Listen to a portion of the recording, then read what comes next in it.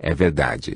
Mas a irmã se refere à miséria do país onde vivia minha última encarnação, porque hoje meu país é a terra e minha família é o universo. Lá, mesmo tropeçando nos miseráveis, a conscientização do dever para com eles existe, nem que seja em uma minoria de autoridades sonhadoras.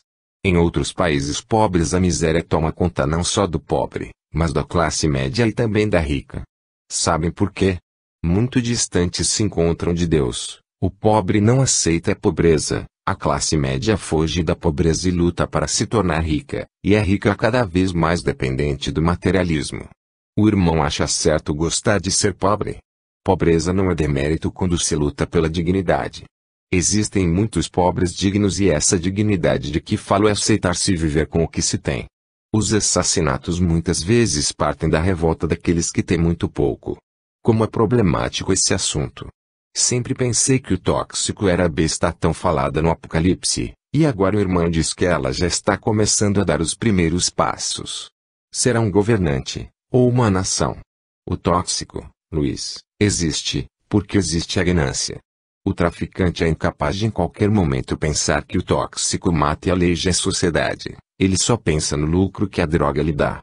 Mas com o fortalecimento da família, da busca da espiritualidade, o tóxico deixará de ter essa força que tem hoje. Na hora em que a juventude se conscientizar da vida presenteada por Deus e buscar nele o refúgio, os traficantes cairão diante da força das verdades espirituais. Até lá, defrontar-nos-emos com o sexo e o tóxico de mãos dadas, ceifando muitas vidas. Onde foi que o irmão conseguiu dados sobre o domínio da besta? Na Universidade Maria de Nazaré, onde as portas do saber se abrem para os espíritos de boa vontade. Em Lucas, capítulo 11, versículo 28, encontramos: mais felizes são os que ouvem a palavra de Deus e a praticam. Se a terra desse ao homem o conhecimento da sua origem e este constatasse como é frágil o seu corpo físico, talvez se respeitasse mais. Então as guerras não existiriam. Sei que os irmãos estão querendo saber mais sobre a besta do Apocalipse. No Apocalipse, capítulo 12, versículo 4, e o dragão parou diante da mulher, que estava para dar à luz, a fim de devorar o seu filho, logo que ela o tivesse dado à luz. O grande dragão vermelho representa o controle da natalidade. Irmão Jacó, quantos ensinamentos encontramos no Antigo e no Novo Testamento? Prometo-lhe estudar o Apocalipse para compreender mais as suas palavras. Sendo um grande e respeitado pacificador, falou Tomás, é por isso que estuda tanto o futuro da humanidade. E no seu grupo de abnegados espíritos que lutam contra a não-violência não estão fazendo algo para conter a besta. A programação final está traçada e será colocada em prática brevemente. Se os homens buscarem a moralidade e o amor, um novo caminho surgirá, um caminho bem-aventurado e glorioso. Mas hoje a humanidade está diante de uma encruzilhada, ou busca o caminho da justiça com Deus, onde o crescimento moral nos leva a ele, ou o caminho da injustiça, onde, prisioneira dos vícios, escrava do sexo e do consumismo, caminha rumo à dor e ao desespero. O capítulo 20, versículo 7, diz: E quando se completarem os 1000 anos, Satanás será solto da sua prisão e sairá e seduzirá as nações que estão nos 4 ângulos da terra, a Gog e a Magog, e os juntará para a batalha. O seu número é como a areia do mar. Esta passagem simboliza o país de onde sairá a besta. Gog e Magog são os símbolos dos chefes de todos os pagãos. Leiam bem este capítulo. A besta surgirá de uma nação não cristã. Primeiro o país é prisioneiro da sua cultura e da sua política, depois seduzirá as nações que estão nos 4 ângulos da terra, e economicamente chegará até os confins da terra. Muitos fogem de Deus, por praticar iniquidades. Buscar a oração e o trabalho em prol do próximo é, para eles, fanatismo, mas será muito bom para a humanidade se ela descobrir o Consolador, a doutrina que explica a vida e a morte, que reduz o homem à sua insignificância quando encarnado e o eleva à sua grandeza como espírito imortal. Se cada ser conscientizar-se do seu valor como filho de Deus, uma nova luz descerá sobre a terra. Os espíritos chamam o homem para a busca da verdade, mas mesmo assim muitos dos que se encontram na doutrina dão muito pouco para Deus. E a doutrina espírita é o último chamado para a transformação do ser, enraizado no erro do ontem. Queira Deus os espíritas se preocupem mais em orientar os homens, pois é o dever de todos aqueles que adentram este educandário de luz, que é a doutrina espírita. Ela veio para que o homem se tornasse cada vez mais liberto do corpo físico. Se todas as casas espíritas converterem ao menos algumas almas para Deus, Ele, como Pai amoroso, ficará muito feliz. Irmão, falou Alene, a doutrina é muito atuante só no Brasil, e seria preciso que toda a humanidade se tornasse espírita. Irmã, em vários países a doutrina germina em muitos lares e mesmo aqueles que não seguem os preceitos doutrinários creem na imortalidade da alma, na obsessão, na reencarnação e possuem conhecimento da lei de ação e reação, portanto já estão tentando tornar-se verdadeiros filhos de Deus. Muitos julgam difícil ter uma vida espiritualizada vivendo na matéria. O que o irmão pode dizer a essas pessoas? Se a nossa fraqueza nos faz cair muitas vezes, não percamos a fé. Um dia encontraremos força para dominar a carne e saberemos saborear o gosto da vitória. É bem comum o nosso espírito nos impelir numa direção e a carne nos impelir em direção contrária. Todavia essa libertação pode ser obtida através da vontade de servir a Deus. Hoje a Terra enfrenta dias e horas de terror. Os vícios tomam conta da humanidade, principalmente das crianças e dos jovens, e recebem como denominação tempos modernos. Assustada, porém passiva, a sociedade vive momentos dramáticos. O sexo é um dominador arbitrário que faz com que suas vítimas sejam levadas ao ridículo. Por que isso está ocorrendo? Realização das profecias? Claro que não. O que está acontecendo é que o homem, em vez de se libertar da matéria, deslumbrado com os prazeres da carne, se apega a ela, e está cada vez mais distante do mundo espiritual. Mas a dor, que caminha passo a passo com o corpo físico, aí está, cruel e implacável. Para o homem encarnado atingir a libertação, ele terá de crucificar a carne, para que o espírito se liberte. Enquanto a carne dominar, impregnando o espírito de luxúria e egoísmo, o homem viverá como mendigo das coisas espirituais. A busca das verdades do espírito deve tornar-se um dever de toda a humanidade. Como é possível tornar-se inteligente se desconhece a razão da própria vida? Buscar a verdade é um dever de cada homem. Ele tem de saber como se processa a vida física, como ocorre a morte, quem faz florir os campos, quem é o arquiteto do universo. Por mais inteligente seja o homem, ele se torna um inseto, sem sabedoria diante da grandeza da criação. Não precisa muito, basta meditar no desenvolvimento físico de um recém-nascido, na beleza do universo. Mas ele ainda não medita sobre a vida e sobre a morte. Se isso ocorresse, o bom senso nos ajudaria a perceber que não devemos emaranhar-nos em coisas que não podemos compreender, mas que temos por obrigação buscar o princípio de tudo para chegarmos ao final da estrada. Irmão, explique melhor. Sérgio, muitos homens dizem-se espiritualistas, mas por comodidade vão se emaranhando por caminhos tortuosos, dizendo-se em busca da verdade, quando as coisas do espírito são tão claras, nada detém o seu brilho. O nosso dever está em viver de acordo com a verdade na medida em que a percebemos. Mas ninguém tem o direito de obrigar outros a viverem assim como eles a enxergam. Complicado. Falei. Não, irmão, não é complicado. O homem é que complica tudo, devido à imperfeição que carrega. Às vezes, buscando a verdade, deixamos de ser verdadeiros. Sou de parecer que todos nós podemos nos sentir filhos de Deus quando deixamos de ter medo dos homens e buscamos a verdade nele. A vida me ensinou que para um adepto da verdade o silêncio faz parte da disciplina espiritual. Hoje, com pesar, constatamos que existem muitas divergências entre alguns ditos espíritas, falou Ciron. Divergências de opiniões não devem ser motivo para hostilidade. Se assim o fosse, não teríamos lares e, sim, hospícios. Tive vontade de rir, lembrando de alguns lares que conheço que basta a mulher dizer, é preto, para o marido retrucar, é branco. Creio, irmão Jacó, que essas divergências atrapalham o espiritismo, observou Luanda, quando ele veio para abrir a porta do túmulo. Não chegam os ataques das outras religiões contra os espíritas, e ainda os próprios espíritas são trucidados pelos próprios irmãos. Essas brigas a que levam, irmão Jacó? Peçamos a Deus que purifique os nossos corações retirando a mesquinhez, a vileza e a fraude, e Ele certamente atenderá ao nosso pedido. É muito triste nos considerarmos os donos da verdade e para provar isso levantarmos a mão para esbofetear o nosso próximo.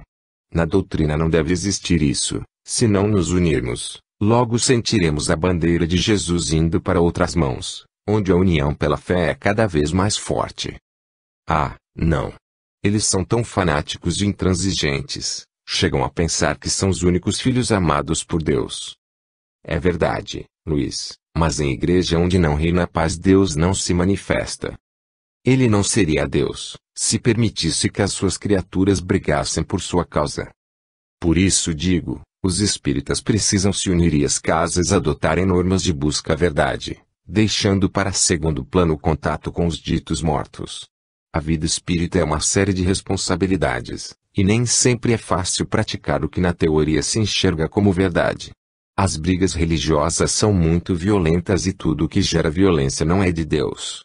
O verdadeiro espírita deve estar disposto a renunciar em defesa dos princípios doutrinários, mas isto não lhe dá o direito de praticar a violência, seja escrita ou falada, porque logo teríamos pesando sobre nós uma campanha cruel de desmoralização, e os espíritas seriam pegos de surpresa, guerreando entre si, deixando a porta aberta para os opositores do espiritismo. Quando o espírita for incapaz de praticar o mal, quando nenhuma palavra áspera ou arrogante abalar, por um momento sequer, o seu mundo mental, ele estará apto para falar dos espíritos e dizer à humanidade, a morte é a vitória do espírito para que ele viva eternamente. Enquanto não possuirmos essas conquistas morais, não poderemos atirar pedras nos frutos da árvore da doutrina, mesmo que estes frutos estejam estragados. Só os covardes são violentos. Os filhos de Deus são humildes e não fogem do perigo, embora atacados e menosprezados pelo ideal que carregam no coração. Irmão, me dá uma tristeza presenciar tantas brigas. De um lado, os intransigentes, do outro, os polêmicos, os donos da verdade, os briguentos. E os que ficam nesse fogo cruzado não sabem o que fazer. Quem trabalhar com esforço não perecerá. Quem tem uma fé raciocinada confia no dia de amanhã, e nada é melhor que o tempo. É ele que faz mover os ponteiros do relógio, é ele que dá ao homem a juventude e a velhice, é ele, o tempo, que mostra os escolhidos de Deus. Podemos olhar com piedade os que brigam em defesa do Cristo, mas jamais devemos levantar uma espada em nome daquele que foi o mais humilde dos homens, Jesus Cristo. O tempo é senhor da razão, deixa-o passar e fica o que tem de ficar. Palavras, palavrões, muitas vezes gritos violentos, são como o trovão, amedrontam, mas logo passam. Desejo a todos vocês, os que trabalham na doutrina espírita, buscando a orientação neste educandário, também aos seus leitores, Luiz Sérgio, que estão em busca de orientações espirituais, que todos, ao encontrá-las, lembre-se de que Deus é o Senhor que faz com que no universo todos sejamos irmãos. Como Pai amoroso Ele usa o perdão infinitamente e graças a Ele não somos assassinados nunca, nem pela doença nem por mãos violentas nem por fraqueza da alma. Ele, sendo vida, deseja que tenhamos vida eterna. Mas para não morrermos de vergonha pelas oportunidades que nos são oferecidas e não aproveitadas, devemos buscar no hoje o remédio para a não violência. Esse remédio está bem ali, mais perto do que imaginamos. É só buscá-lo e depois ter o cuidado de ir tirando pouco a pouco cada imperfeição da nossa alma. Esse remédio são os esclarecimentos que a doutrina espírita oferece àqueles que a buscam. Diga aos seus leitores que os livros são como estrelas na noite escura da nossa alma, mas que ao lê-los temos por obrigação pôr em prática todo o amor que eles nos dão. Irmão Jacó, e a besta do Apocalipse? Voltei a indagar. Ele nos sorriu, em reverência, mas antes citou um dragão vermelho, com 7 cabeças e 10 chifres, nas cabeças 7 diademas. Fez reverência e buscou o silêncio dos bosques. Quando ele sumiu, orei bem alto, por favor, Deus, afastai da humanidade a besta do ódio, da ganância, dos vícios e principalmente das guerras. Deus, tende complacência para com todos os que perambulam pelos vales da vida e da morte. Por favor, Deus, tende piedade de todos os que não vos conhecem. Nós vos amamos muito. 28. Linguagem, natureza e identidade dos espíritos. Luiz, por que vocês o chamam de Occasion Jacó? Indagou-me Arlene.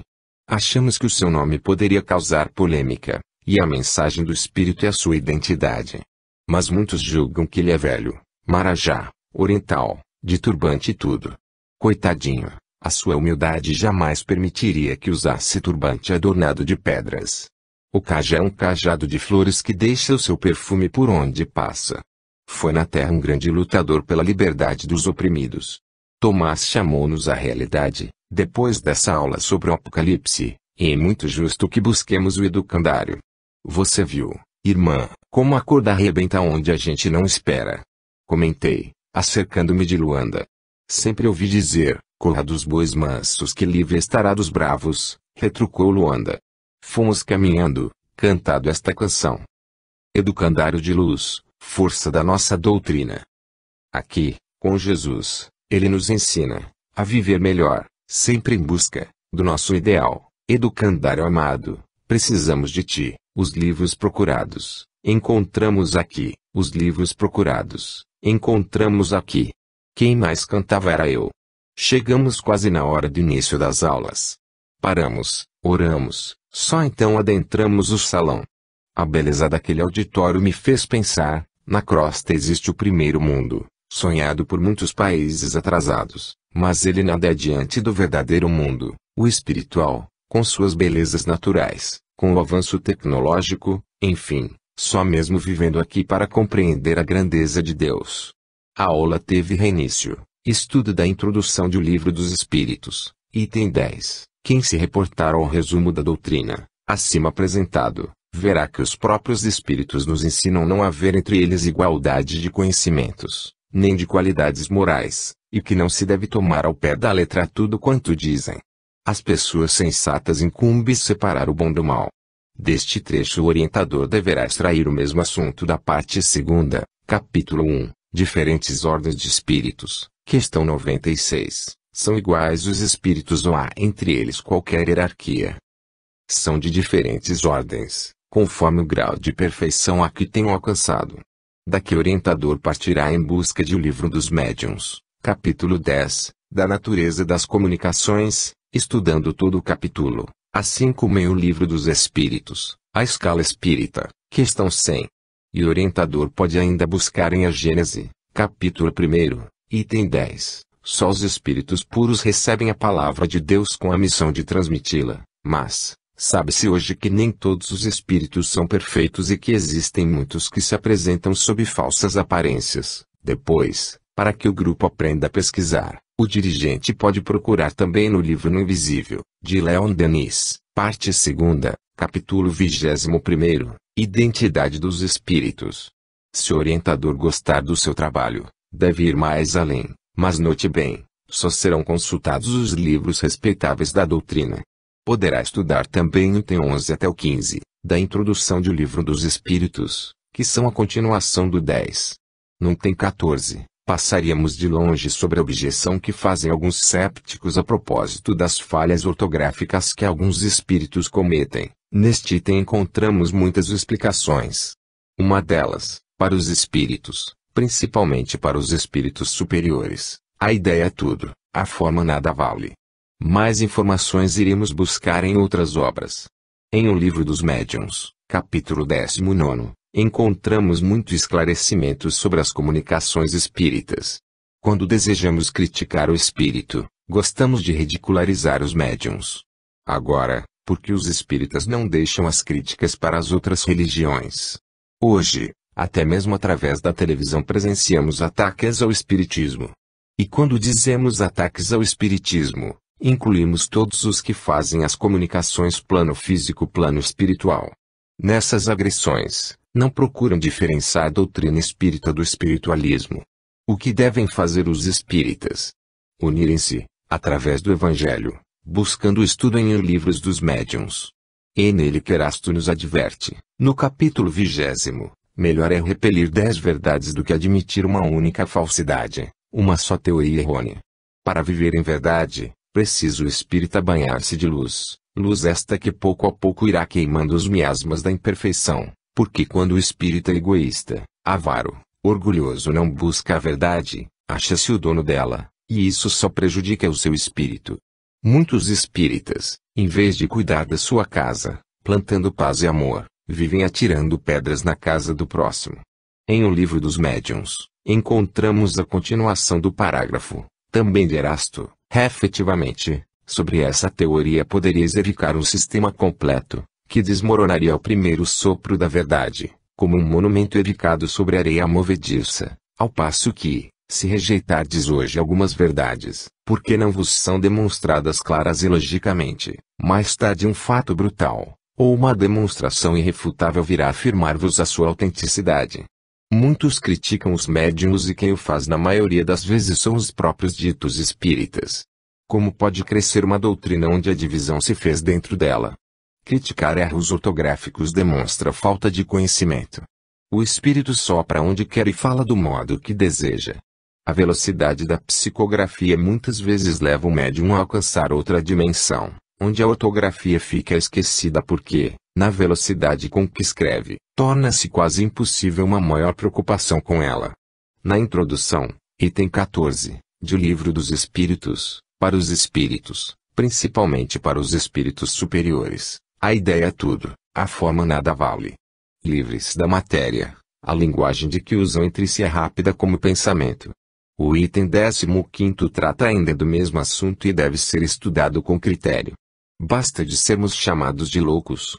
Muitas vezes a culpa é dos espíritas sem conhecimento, que semeiam o medo, culpando o espiritismo por tudo de mal que lhes acontece.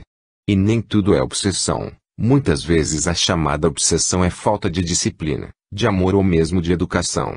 No final deste item da introdução, encontramos: bem frágil seria a religião se, por não infundir terror, sua força pudesse ficar comprometida. Felizmente, assim não é. De outros meios dispõe ela para atuar sobre as almas. Mais eficazes e mais sérios são os que o Espiritismo lhe faculta, desde que ela os saiba utilizar. Ele mostra a realidade das coisas e só com isso neutraliza os efeitos de um temor exagerado. Sim, a doutrina espírita é alegria, porque liberta. Ela não pode mandar ninguém para o inferno, como fazem outras religiões. A doutrina dá ao homem condição de conhecer-se a si mesmo e procurar mudar para ser feliz. A consciência é despertada à medida em que a doutrina ilumina. A loucura pode ser consequência de um desequilíbrio espiritual, mas pode também ser causada por uma predisposição orgânica do cérebro. Chamar os espíritas de loucos não deixa de haver certa razão. O verdadeiro espírita torna-se o missionário da fé e da humildade, e todos os missionários foram chamados de loucos e mentirosos, o maior deles, Jesus Cristo. Preparei-me para fazer algumas indagações, mas o orientador continuou: ainda encontramos no item 16 da introdução de O Livro dos Espíritos um estudo para os médiuns. Segundo a primeira dessas teorias, todas as manifestações atribuídas aos espíritos seriam apenas efeitos magnéticos. Como pode o médium ter a certeza de que parte dele ou dos assistentes todas as manifestações produzidas nele? Buscando o estudo. E existem melhores livros do que o Livro dos Médiuns, o Livro dos Espíritos, enfim, toda a codificação. Devemos também consultar o livro No Invisível, de Leon Denis, capítulo 25, O Martirológio dos Médiuns. Os medianeiros terão ainda por muito tempo de sofrer pela verdade. Os adversários do espiritismo continuarão a difamá-los, a lançar-lhes acusações, procurando fazê-los passar por desequilibrados, por enfermos, e por todos os meios desviá-los do seu ministério. O orientador deve estudar todo esse capítulo do livro de Leon Denis. Hoje, principalmente no Brasil, quase todos os médiuns são desacreditados. Poucos são aceitos, os outros são o resto. E não é verdade. Chegam a dizer que a espiritualidade maior já disse tudo o que tinha para dizer, que nada mais o mundo espiritual tem para revelar e que, com o desencarne dos médiuns conhecidos, junto com eles vai a mediunidade. Que disparate! Bem sabemos que o espiritismo acompanha a ciência. Justamente hoje, que o mundo vive a era da transformação, somente o espiritismo nada tem para apresentar de novo. Outros ainda dizem que a mediunidade está no fim e não aceitam nem os médiuns conceituados, chegando a atacá-los até sem os conhecer. Quando fazemos isso na doutrina, estamos indo contra ela e a favor de outras setas que hoje usam os meios de comunicação para atacar o espiritismo, levando à televisão médiuns desequilibrados e doentes. Enquanto isso, No próprio movimento espírita se levanta uma nova inquisição de caça às bruxas, ajudando mesmo essas seitas, que tudo fazem para desmoralizar o espiritismo. Se existem médiuns desequilibrados, a culpa é da falta de amparo a eles. As casas espíritas são os hospitais que podem ajudá-los com o remédio poderoso do aprendizado. Arrancar a semente que está germinando, sem antes colocar o adubo, é não ajudá-la a tornar-se uma árvore frondosa, é falta de conhecimento da doutrina. Este educandário tem por finalidade fazer brilhar em todas as bibliotecas, espíritas ou não espíritas, os livros da codificação, mas para isso, para que eles sejam compreendidos por pessoas simples, necessitamos daqueles que mais experiência e tempo têm de aprendizado. A preocupação é imensa, pois o Brasil recebeu uma auréola como país do Evangelho, o celeiro do mundo, e estamos sentindo os espíritas portando-se como estavam os apóstolos na hora da traição de Judas, desiludidos e temerosos. Caifás, Pilatos e Anás riam e festejavam a vitória, enquanto Jesus, sozinho, caminhava para o suplício. Pedro negara e todos haviam fugido. O cristianismo só cresceu no dia em que os apóstolos se uniram, crendo na doutrina do Cristo como o caminho, a verdade e a vida. Para muitos espíritas, o Cristo ainda está na cruz e o medo de se comprometerem com o estudo os está levando a se dividirem. Precisamos urgentemente que cada um tome conta das casas do caminho e que todos falem um só idioma, o do Cristo. Só assim o Espiritismo, baseado na codificação, tornar-se-á uma doutrina compreensível tanto aos simples quanto aos cultos. Todavia, se uma parte do templo estiver tombado, dificilmente a pátria do Evangelho será perfumada pelos espíritas. Não existe vitória com exército dividido, brigando entre si, procurando desmoralizar os seus soldados e só tendo valor os que têm o peito coberto de estrelas de ouro ou de aplausos. No exército do Cristo todos somos iguais, pois todos temos direito ao trabalho e recebemos dele o talento, que ninguém tem o direito de destruir. Ainda no capítulo 26º, do livro de Leon Denis, encontramos. A cada página da Bíblia, encontramos textos que afirmam a mediunidade sob todas as formas e em todos os seus graus. Está nas mãos dos espíritas sérios, estudiosos, conhecedores do espiritismo orientar, ajudar, esclarecer os médiuns iniciantes, sem conhecimentos doutrinários obsidiados, e não os queimar com o fogo do descrédito, da crítica, do ridículo. Deixemos isso para as outras seitas, que o farão com muito prazer. A responsabilidade é de todos os espíritas.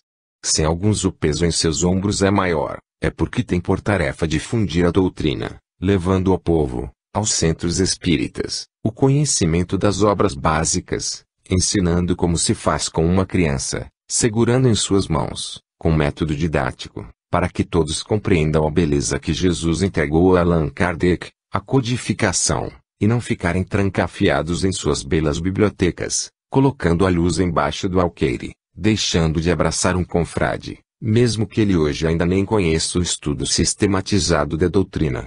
Mas, quem sabe, o abraço não seja a introdução de O Livro dos Espíritos, que irá tirar dos seus olhos a venda que ainda o distancia da doutrina.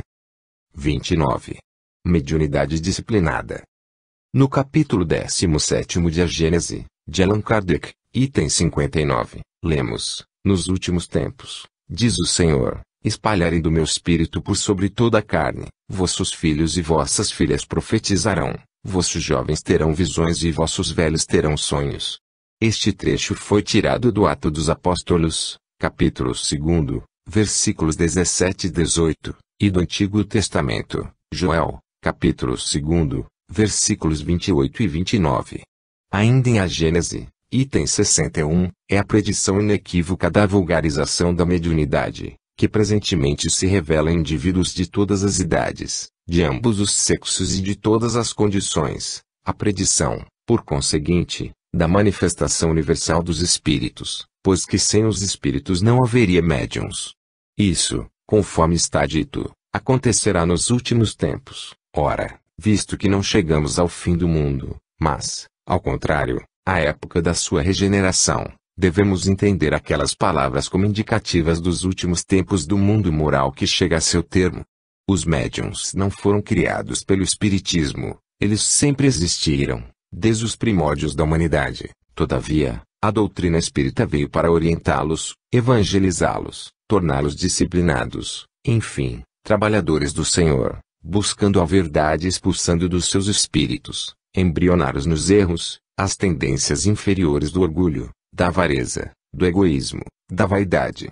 Hoje os médiuns são mais felizes, eles têm meios de saber por que são médiuns, qual a sua tarefa, por que têm de ser dignos tarefeiros do Cristo. Médiuns desequilibrados são os que não se interessam pelo estudo, pois a doutrina espírita coloca nas mãos de todos eles a bússola que os leva ao final do caminho, sem desvios ou atalhos. Mas, infelizmente, por falta de conhecimento doutrinário, algumas casas fazem da mediunidade um tabu, ora desmoralizando-a, ora endeusando-a. Sem dar ao médium iniciante elucidações certas de como deva proceder, somente lhe dizem que ele tem um, ou todos os tipos de mediunidade, e o coitado vai tateando no escuro, longe do roteiro certo, que é o estudo sistematizado da doutrina. Uma luz foi acesa. O jovem Tadeu perguntou, por que as casas espíritas não dispõem de um método único de estudo da mediunidade? Cada casa estabelece o seu sistema e os dirigentes dos grupos os seus roteiros de trabalho. Irmão, a casa deve adotar as obras básicas, com orientadores capazes. É bom que se frise bem isso. Os orientadores das casas espíritas têm de possuir muito conhecimento doutrinário, para evitar que coloquem o seu próprio raciocínio, podendo conduzir os iniciantes à fé não raciocinada. Como fazer? Indagou, ainda, o jovem. Seguir sempre a orientação doutrinária, continuando o estudo junto ao seu grupo com livros da codificação e complementares, sem jamais procurar desmoralizar quem quer que seja, mesmo se no seu grupo surgir alguém em desequilíbrio. Lembremos-nos de que os pais se preocupam muito mais com os filhos problemáticos do que com os sádios. Assim, o orientador deve dar ao doente o que ele necessita, amor e remédio, e nos livros da codificação médium irá encontrá-los. Voltamos a dizer, se os espíritas não se unirem, logo serão apedrejados pelas setas fanáticas que ora crescem no Brasil. Os umbandistas, os de candomblé, os espíritas, cada um deve fortalecer as suas federações e, sem dogmas, sem autoritarismo, sem divisões, lutarem para bem apresentar suas convicções espirituais. Não somente os adeptos da doutrina espírita hoje estão divididos, muitos outros também. Cada grupo religioso pensa e age de uma maneira. E o umbandista que é sério, digno pregador da caridade e do amor, vê-se atacado, porque em outros grupos com a mesma filosofia não há um procedimento cristão. Os de candomblé também, uns falam a língua de Cristo, outros o seu próprio idioma. E nós, os espíritas, será que em todas as casas o estudo está em primeiro lugar? Porque quem estuda e compreende a doutrina sabe que a caridade moral é nosso dever, ou pensamos que só devemos estudar a doutrina e nunca fazer caridade? A caridade não cobre a multidão de pecados. Uns dizem que ela não tem nada a ver com a doutrina, esquecidos de que em o Evangelho segundo o Espiritismo ela está presente em quase todos os seus capítulos. Outros gostam de afirmar que a mais importante é a caridade moral. Lembremos aqui que a caridade moral é dever de cada cidadão. E a caridade pregada por Jesus, tirada do exemplo do óbolo da viúva, é o único meio que o homem encontra para se salvar, porque o caridoso vai pouco a pouco desapegando-se da matéria. O caridoso que se preocupa em dar o alimento ao faminto e investir no, que se preocupa com a miséria do seu próximo, está não só cumprindo com o seu dever de cidadão, como fazendo a caridade, que é a ponte que nos liga a Deus.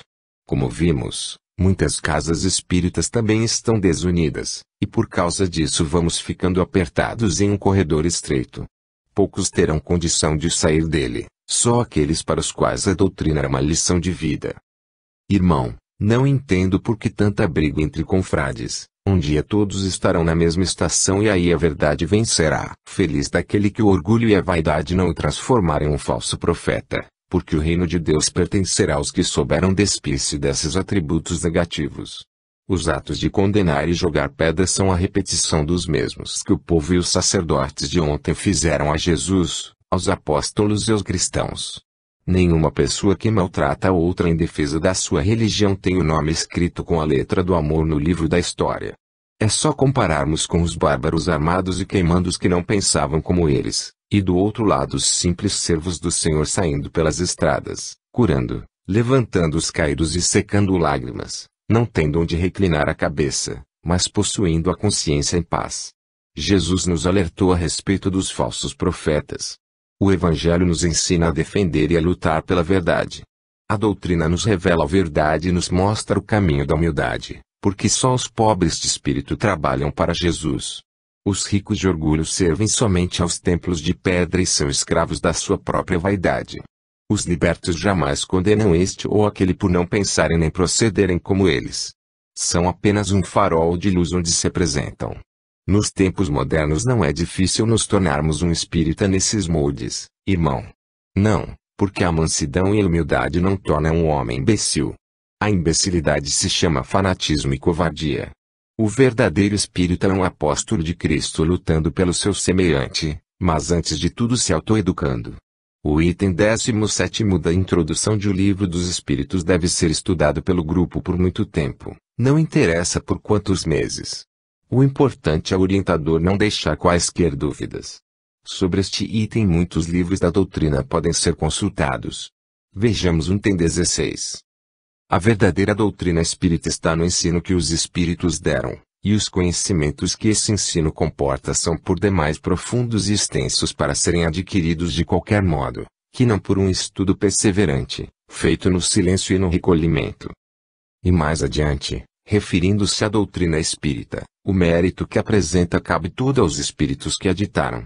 Esperamos que dará outro resultado, o de guiar os homens que desejem esclarecer-se, mostrando-lhes, nestes estudos, um fim grande e sublime, o do progresso individual e social e o de lhes indicar o caminho que conduz a esse fim. Este final da introdução deve ser lido e relido por todos os estudiosos. O Livro dos Espíritos é a bússola que os espíritas têm em suas mãos, bússola esta que não os deixa prisioneiros no mundo do ridículo e das crendices. Ajudar um espírita iniciante a manusear este livro é o dever de cada casa espírita. Aí daquela que não respeitar os livros doutrinários, sentirá o ranger de dentes, pois Jesus não dá pérolas aos porcos. Quando tratarmos o chão, poderemos jogar a semente. O médium só se tornará disciplinado se buscar nas obras básicas a orientação. O médium sem estudo é o mesmo que mastro sem bandeira. O médium sem estudo é uma folha que o vento sopra e cai onde lhe deseja. O médium sem estudo doutrinário está sujeito ao ridículo, pois não tem condição de diferenciar o embuste da verdade. O médium sem estudo se envaidece dos ditados dos espíritos e nem os analisa. O médium sem estudo usa os nomes conhecidos da doutrina para ornamentar as mensagens por ele recebidas. O médium sem estudo julga que nada mais tem para aprender e crê que tudo já sabe, apenas porque tem contato com os espíritos. O médium sem estudo é uma vidraça suja de vaidade e falta de conhecimento, que dificulta a compreensão da doutrina. O médium sem estudo gosta de ser endeusado. O médium sem estudo longe se encontra da disciplina. O médium sem estudo é como uma lâmpada sem eletricidade. O médium sem estudo gosta de doutrinar os espíritos e os companheiros. O médium sem estudo é um caminhante tentando andar 1000 léguas, mas sem condição de andar 10 passos. O médium sem estudo é uma semente plantada em lugar pedregoso. O médium sem estudo é um pássaro de asas cortadas. Em O Livro dos Espíritos, parte 2ª, capítulo 10º, encontramos a questão 573, em que consiste a missão dos espíritos encarnados. Em instruir os homens, em lhes auxiliar o progresso, em lhes melhorar as instituições, por meios diretos e materiais. As missões, porém, são mais ou menos gerais e importantes. O que cultiva a terra desempenha tão nobre missão, como o que governa, ou o que instrui. Tudo em a natureza se encadeia. Ao mesmo tempo que o espírito se depura pela encarnação, concorre, dessa forma, para a execução dos desígnios da providência. Cada um tem neste mundo a sua missão, porque todos podem ter alguma utilidade. A doutrina veio para ajudar os encarnados a cumprir a sua missão. Ela não é só informação do mundo espiritual, a sua finalidade é melhorar o homem, é dar-lhe condição de compreender a cadeia da carne, e para que a humanidade não sofra os espíritos tentam dizer ao homem que vivam com o Cristo, que façam do seu coração o seu templo e da sua vida uma lição de amor ao próximo. O instrutor fez uma prece e se despediu. Segurei a mão de Arlene. Nós dois tínhamos os olhos rasos de lágrimas. Era o meu coração que eclodia em agradecimento a Deus por tanto aprendizado. Peguei o livro dos Espíritos e com ele junto ao coração fui saindo devagar. Olhei aquele belo e acolhedor auditório e pensei, como seria bela a vida sem todos os lares os seus ocupantes vivessem com Cristo. Como seria bela a vida se os homens se amassem uns aos outros. Que bom seria. Ao chegar ao pátio os outros já me esperavam. Tomás comunicou-me: estamos chegando ao fim deste trabalho que tem apenas a finalidade de orientar os que vão a uma casa espírita com sede de conhecimento e muitas vezes são colocados em uma mesa mediúnica sem preparo algum. Este livro tem apenas a intenção de ajudar os humildes, que sentem dificuldade em manusear as obras básicas. E agora, aonde vamos? Perguntei. Ficaremos algumas horas livres e depois os esperarei na ala 33 para nos despedirmos. Que pena. Estava tão feliz no educandário, mas a ala 33 é também do educandário, eu sei, só que não quero ir embora daqui. Isso já era de se esperar, falou Arlene. Aonde você chega não gosta mais de sair. É mesmo, eu sou como gato, adoro os lugares onde moro. Vem cá, meu gatinho. Chamou-me Luanda. Todos riram. Dei até logo e já ia saindo, quando Ciron perguntou, aonde você vai? Navegar no Lago da Esperança. Por quê?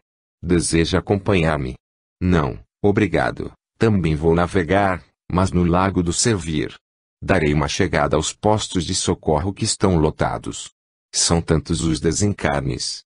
É assassinato, suicídio, overdose, aborto, os samaritanos, os enfermeiros, enfim, todos os socorristas estão bastante atarefados, pois são muitos os sofredores que chegam do plano físico.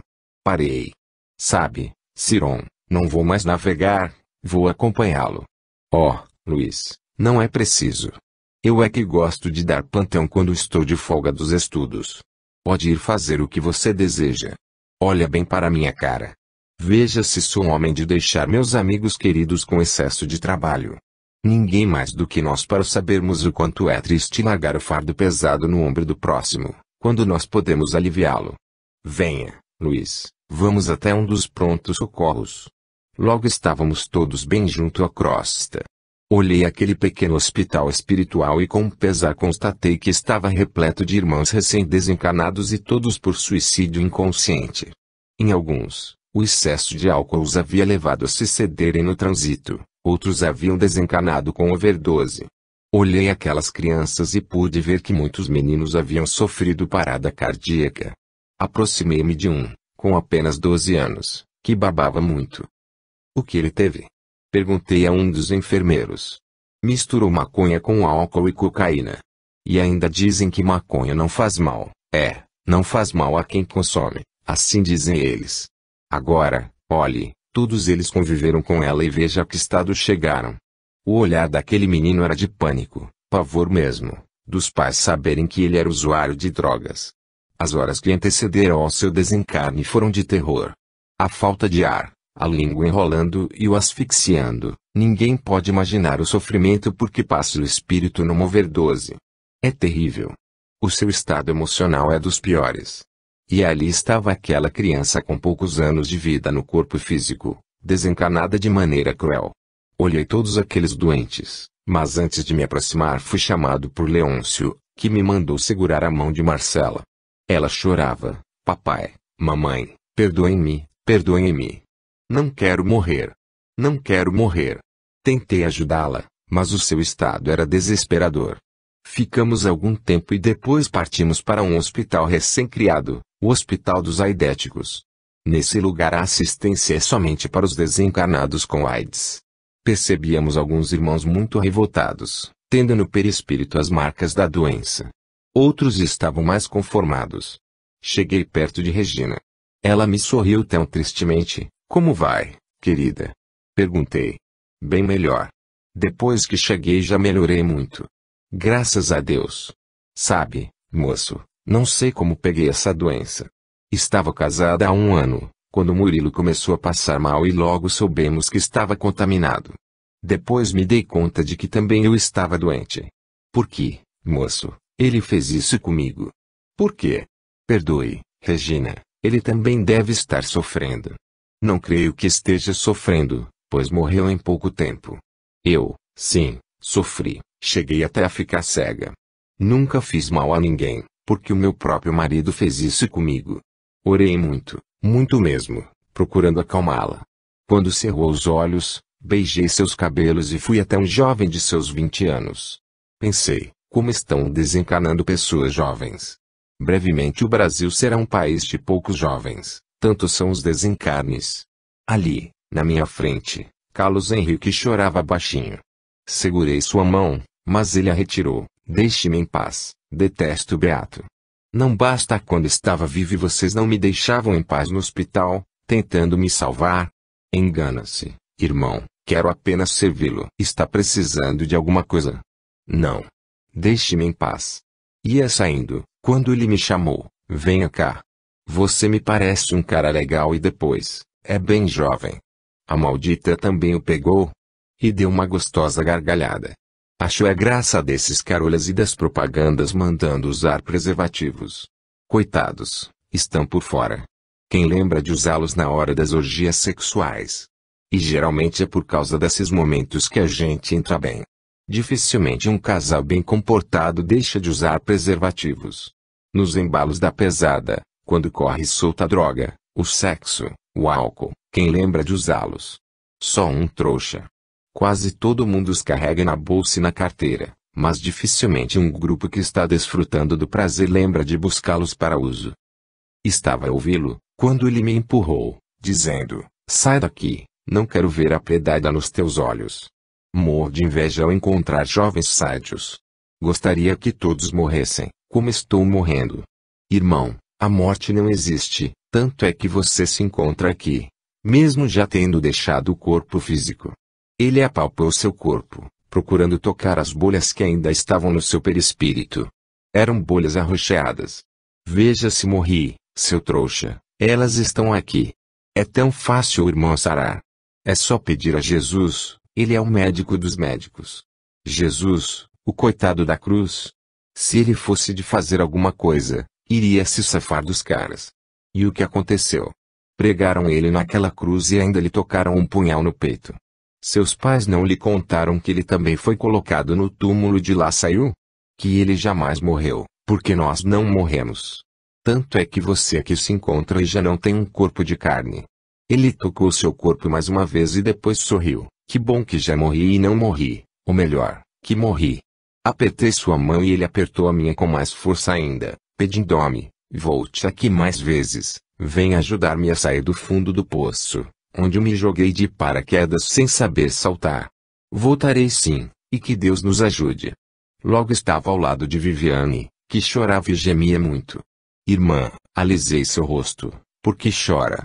Porque sou uma besta quadrada. Não diga isso, por favor, você é linda. Por ser linda é que estou neste estado. Vou contar-lhe a minha vida. Não precisa, estou aqui para prestar-lhe ajuda, e não como curioso. Isso vai me fazer muito bem.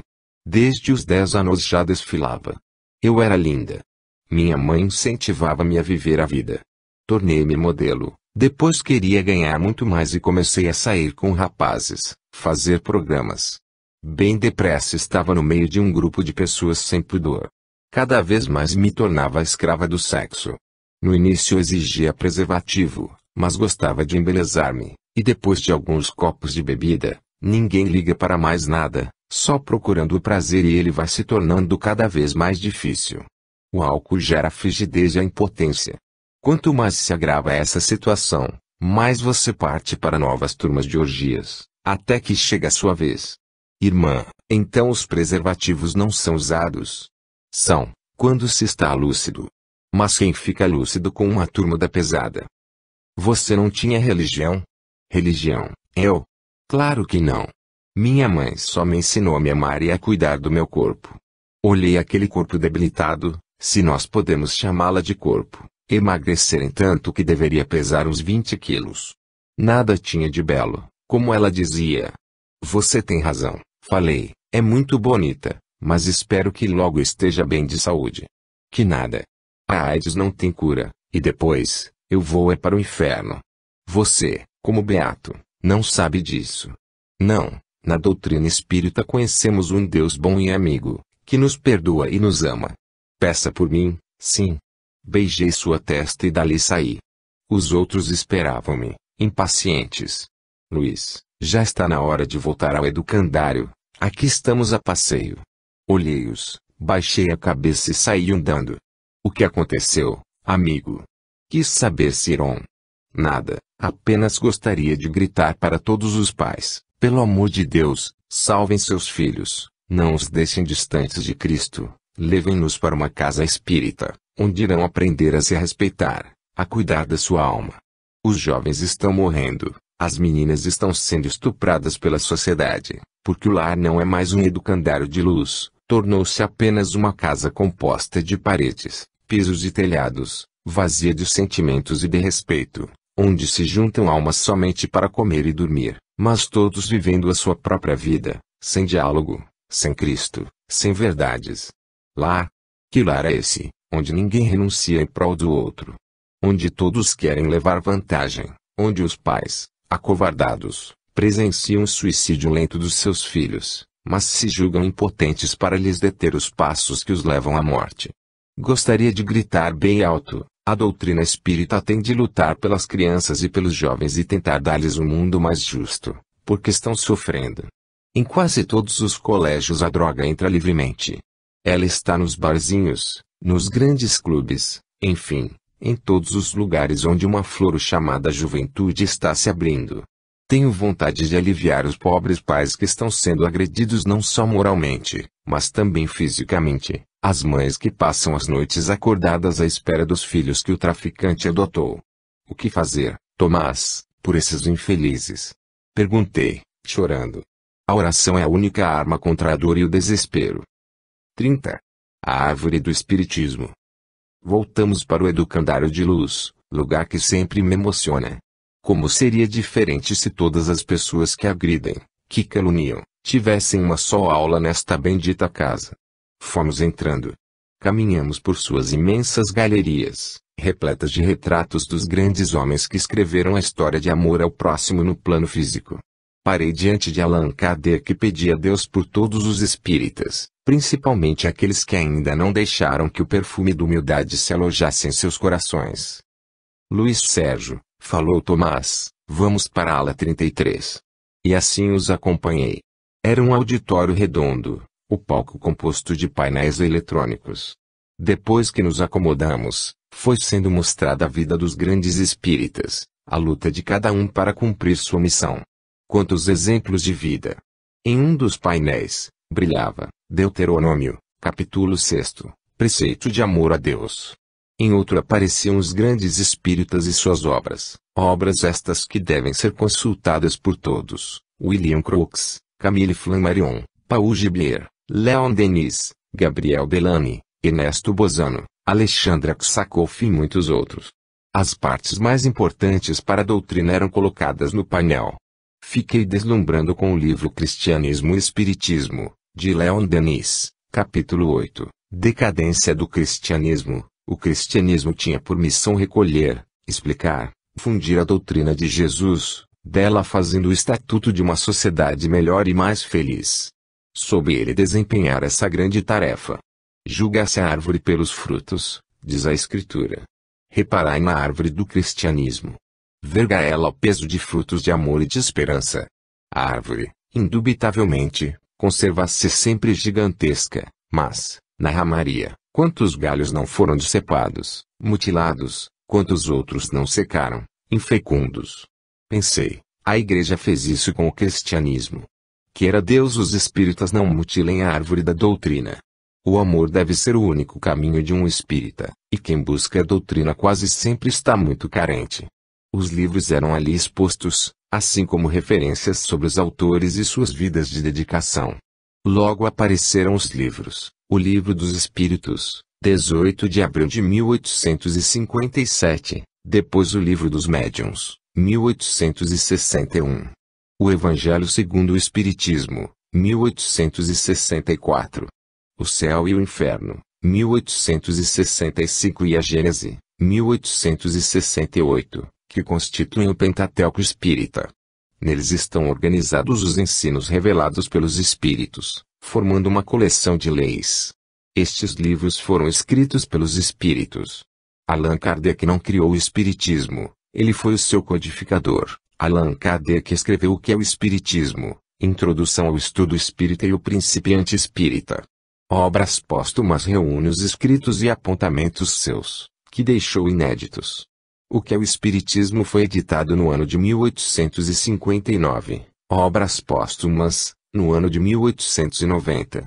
Com que emoção apreciávamos as partes mais importantes de O Livro dos Espíritos serem iluminadas, e as letras, como que sopradas por uma brisa de amor, dançarem brilhantes diante de nossos olhos.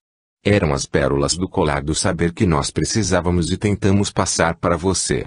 Mas os nossos livros são muito simples, principalmente diante dos clássicos da doutrina. Se neles existe algo que nem a todos agrada, não é culpa da doutrina espírita, que tanto amamos, mas deste espírito recém-desencarnado, que luta para dizer aos que ficaram alguma coisa do mundo que encontrou. Mas quero que os grandes estudiosos se conscientizem de que não existe doutrina alguma baseada na desunião. Nestes dias que estivemos no jardim de infância do Educandário de Luz, pudemos compreender o quanto é grande a responsabilidade dos que desejam ser os donos da verdade, porque, como o cristianismo, a doutrina nos foi entregue límpida e cristalina. Ninguém tem o direito de destruí-la. Não são livros simples, de linguagem pobre, que irão maltratar a árvore da doutrina. Muito pior são as cortantes lanças que, sem piedade, os maus espíritas arremessam contra o alicerce da fraternidade e do amor da doutrina. Todos somos responsáveis pela continuidade da doutrina e jamais este espírito teve a pretensão de se dizer escritor. Íamos mandando consolo aos nossos pais, depois tentamos contar o que nos estava acontecendo. E assim os nossos livros foram chegando às suas mãos, leitor amigo. Posso dizer, sem demagogia, que nós os escrevíamos para você, para consolá-lo ou alertá-lo, principalmente se você é jovem. Mas não podem nos exigir uma linguagem rebuscada. Impossível, pois estávamos conversando com você, como fazíamos quando encarnado. Este livro, o seu objetivo, é levá-lo até a cascata de luz, que vem a ser a doutrina espírita, onde somos apenas um raiozinho de sol, mas agradecidos a Deus, porque sabemos que os raiozinhos de sol são importantes para os que estão em trevas. Hoje nós o convidamos a descobrir as belezas da doutrina. O que narramos aqui é bem pouco, diante do muito que ela tem para nos oferecer. Os que se dizem espíritas têm de tomar cuidado para não deixarem cair uma folha sequer da árvore redentora.